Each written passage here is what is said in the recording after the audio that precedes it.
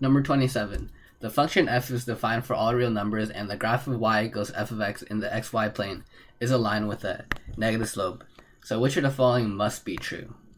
And we gotta remember that, we gotta keep in mind that since it says must be true, that means that it has to, each of these scenarios have to work in all cases, right?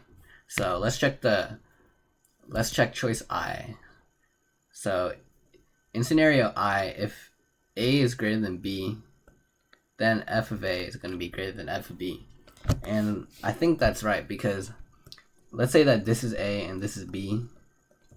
And so we know that the function has to be decreasing, right? It can't be increasing because it says that has a negative slope. It's got to be like that or something. And so we know that f of a always has to be greater than f of b because the function is always decreasing. So I'm pretty sure that looks correct. So that means B and D is wrong. And so it's got to be either A or C.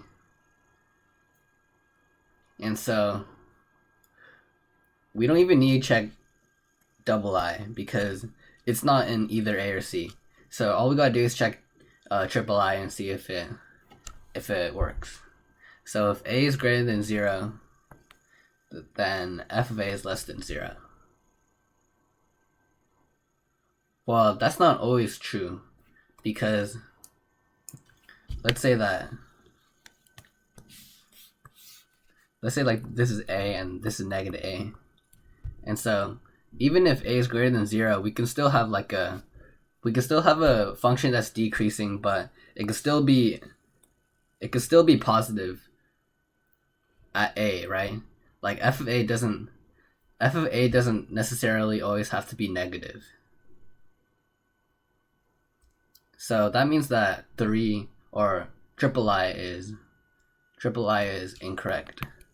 And so that means it has to be A.